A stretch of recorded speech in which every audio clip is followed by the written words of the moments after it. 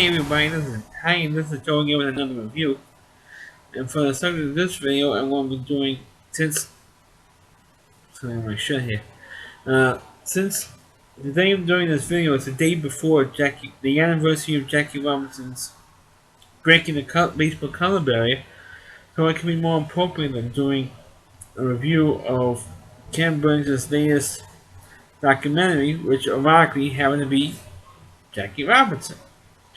And of course, once again, this is the third baseball documentary that Ken Burns has made over the last 22 years. And once again, for the third time in a row, Ken Burns has screwed the New York Mets. And I'll explain later on. Like I said, the latest documentary that Ken Burns has done of course, is the life and career of Jackie Robinson. Of course, the other major problem I have with this documentary is the fact that back in 1994, when Ken Burns made his original baseball documentary, and you can look up for my review on my YouTube channel. Uh, I did an extensive review on that. Ken Burns did a very good job in the original baseball documentary of Jackie Robinson. In the sixth inning, he did practically almost half of the documentary on Jackie Robinson, at least the second half of it.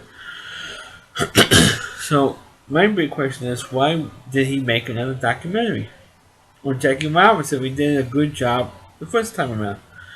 Well, because he felt he did several interviews on and hyping the documentary because of the fact that he felt that he wanted to get rid of some of the myths, the so-called myths, especially some of the stuff that he put in his own original documentary, and he felt that he wanted to clear that stuff and do a documentary on his whole life, not just his baseball career. So the first half, about 1.5, and this documentary did air for about 4 hours. It's divided into two parts for 2 hours a night on PBS, on Public Broadcasting Service. And let me tell you, he did a reasonable good job. About like half to 3/4 of it, I actually kind of liked, but the last quarter of it, I didn't, and I explain why. Uh, I did like the first part of the documentary, which details Jackie's early life in rural Georgia and when his family moved to California, or Pasadena. And then in his career in college, where he met his soon-to-be wife Rachel, or Ray Robinson for short. And of course, Rachel Robinson is now currently 94 years old, and of course, he does a great job telling the early stories and the early relationship that she had with Jackie, and how he proposed, and how they fell in love, and all that stuff. I thought that was fine because it never really went into much detail on how they met and all that stuff. So I thought that was fine. Then, of course, we're talking about his incident he had in the army. When he was in Fort Hood, Texas, he got on a bus, and the bus driver told him to get back in the bus where all the niggers belong.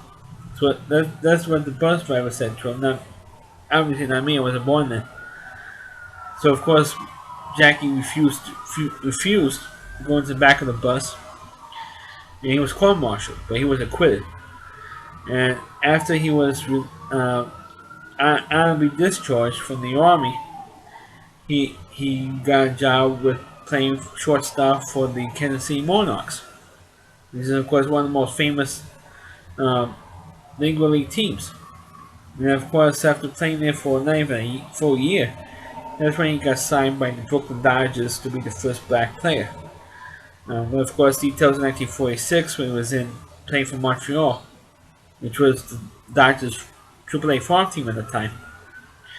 And of course, the details came out 47 on the details of his career 47. Then he won the 31st Rookie of the Year, and then 2 years later he won the MVP. And then of course, the famous picture of him standing by second base when after Bobby Thompson hit the famous home run in the 1951 playoffs.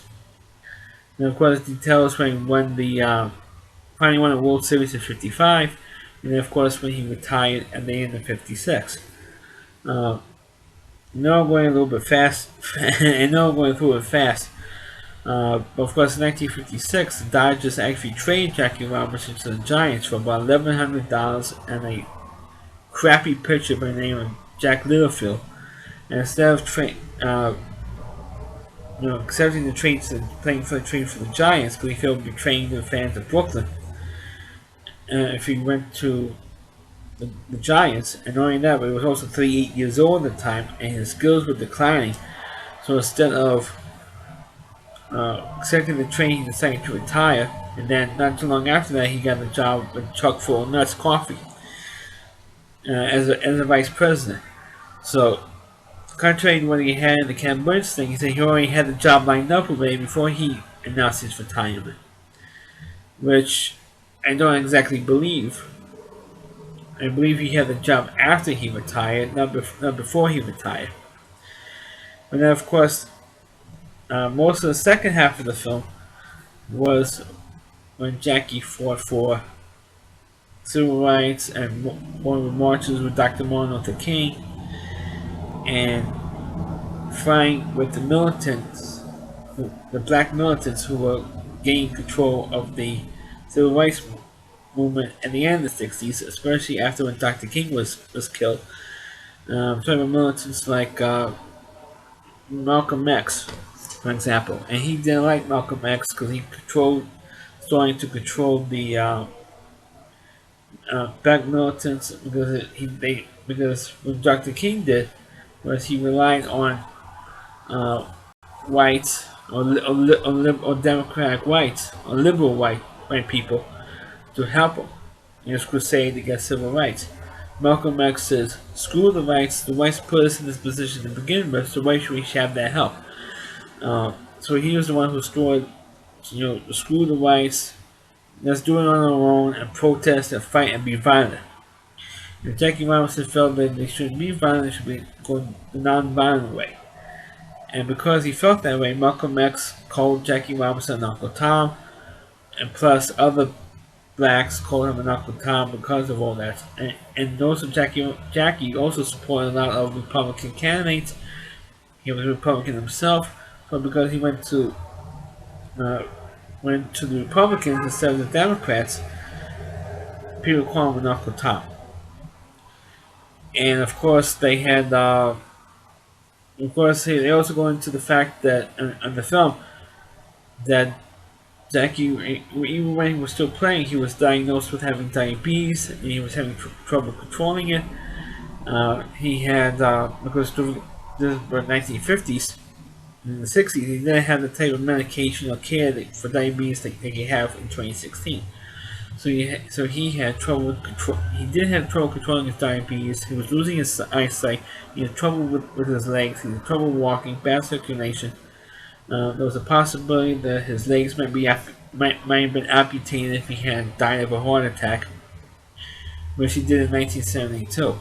And his last appearance at a Major League ballpark was in Riverfront Stadium in Cincinnati for Game 2 of the 1972 World Series, when they honored Jackie. The Commissioner of Baseball then, Buick Kuhn, decided to honor Jackie Robinson because it was the 25th anniversary year of him breaking the color barrier. At first, for most of the season, he decided not to celebrate it, and Buick Kuhn convinced him and said, "Hey, look, I want to honor you for breaking the color barrier. Let's do it at the World Series." So Jackie reluctantly, he said, okay, I do it. And then he made a speech of being more happy, but more proud if I see a black man managing baseball.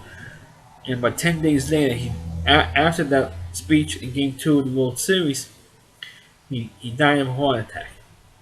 And of course, he went to the funeral, and that was about it. After he died, that was about it. For the film itself. No one get into the other two controversies for this film. One of them in particular, which Ken Burns went into, not exactly Ken Burns, but it was in his original documentary that Red Barber, who died already by the time the series originally aired in 1994, saying that when the Dodgers played their first game in Cincinnati, Pee Wee Reese went over to Jackie Robinson and put his arm around him after the fans were giving him a bunch of crap, booing him, cursing him out, calling him the N-word, and all that stuff. So Pee Wee decided to ease the tension in that crowd because Jackie was getting death threats. He was going to be shot if he went to Crosley Field in Cincinnati to play. So he went over to him and put his arm around him and says, "This guy's not only is my teammate, I accepted him as my teammate, but I also accepted him as a friend." Because he did that, they eased the tension a lot.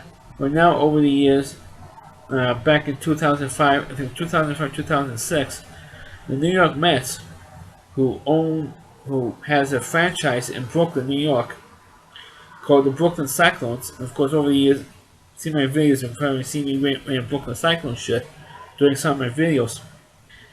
The Brooklyn Cyclones play in Coney Island, New York. Coney Island in Brooklyn, New York, right on the boardwalk on Surf Avenue, and they erected a statue of Jackie Robinson and Pee Wee Reese in that moment they described when Pee Wee put his arm around Jackie Robinson's shoulders. Rachel, when discussing, and the reason why it took them like 2 or 3 years to put the statue up, because not only did we have trouble getting to finance the statue and to build the statue, but Rachel was disputing the fact that, hey, that never happened.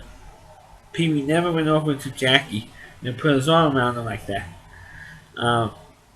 Because for Pee Wee to do that in that game with Cincinnati in 1947, he had to go, instead of being at second base, Pee Wee had to go all the way over to first and put his arm around his shoulder.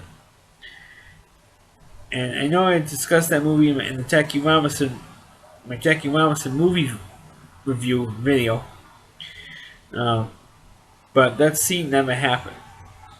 There was one of the many things that the movie 42 got wrong. But they erected the statue anyway, and the statue is still there to this day. Even though I think it was like 2 years ago, it was actually vandalized by some idiot who decided to write graffiti all over the statue, or at least the base of the statue. Now, the other controversy I want to talk about is that Ken Burns, like I said in the beginning of the video, he screwed the New York Mets once again. He says, "Fuck you to the New York Mets, and fuck you to the New York Mets fans, and fuck you to the real baseball history." What I mean by that is, excuse my language, what I mean by that is, Ken Burns did not put into his documentary, Jackie Robinson, that on April 15th, 1997, the 50th anniversary of Jackie Robinson's Major League debut, they had a ceremony at Shea Stadium during a game between the New York Mets and the Los Angeles Dodgers. I almost said Brooklyn Dodgers. The Los Angeles Dodgers, where then baseball commissioner Bud Selig, who cannot possibly suck enough, announced that Jackie Robinson's number 42 will be permanently retired by all 30 major league teams. No, except for people who are players who are currently wearing the number at that date or at that time. They can also wear number 42. But as soon as they stop playing, no one will be allowed to wear number 42 anymore, except on April 15th every year, when everybody will be forced to wear number 42. It will be permanently, and it'll be the only number retired by all 30 major league teams to honor the impact that Jackie Robinson had on baseball. Ken Burns did not put any of that stuff, even though he should have, in the documentary. And I think the reason why he didn't is because the ceremony was in Shea Stadium during a Mets game, during a Mets Dodgers game. If it happened in LA for the Dodgers, or it happened in Brooklyn, Ken Burns probably will put that in. But since it happened in Shea Stadium, because he had to show the Mets, show that it was in Shea Stadium, and so they not going to happen in Shea Stadium and nowhere else. That's why Ken Burns didn't, most likely didn't show up, because He hates the Mets. Doesn't give the Mets any credit whatsoever in and now the third baseball documentary he's done. Because in the original documentary, when the Mets won the 1969 World Series, I know I'm going on a tangent here, but when the Mets won the World Series in 1969, Ken Burns pretty much said, "Oh, it was a fluke because the Mets were the worst team in baseball, and it was a fluke that they won in '69." And never mentioned the 1973 Mets when the You Gotta Believe team in '86. The only reason why the Mets won in '86 is because of the Bambino and his second baseball documentary, The Tenth Inning, which aired in 2010. He never gave the Mets credit. The Mets were the team had the game in the post 9/11 game. They gave the Yankees credit, not the Mets credit. So for the third time, the Mets didn't get any credit at all from Ken Burns. So that's my review of the. I know I went on a tangent, but that's why I felt that Ken Burns keeps screwing the Mets again, and I have to criticize him, call him out on it. So if Ken Burns, if you happen to, or anybody who on your production staff just happen to be watching this video, what I'm gonna say is, fuck you, for this Mets fan to you, fuck you, Ken Burns. Right. So that's my review of the Ken Burns series, Jackie Robinson. It was a documentary of Jackie Robinson. Please click on the video, please rate it, please subscribe to my channel, and please forward this video onto your Facebook pages. You can also check out all of my videos known on my YouTube channel at rowdyc.com. It's OWDY, C.com. It's the homepage of the Rowdy Reviewer. Chris Lee Moore. Check out all of his content, not only his TV trash videos, but also all of the other videos that's on his website as well. Check out all of his content, not just his TV trash videos. Thanks for watching. Catch you next time.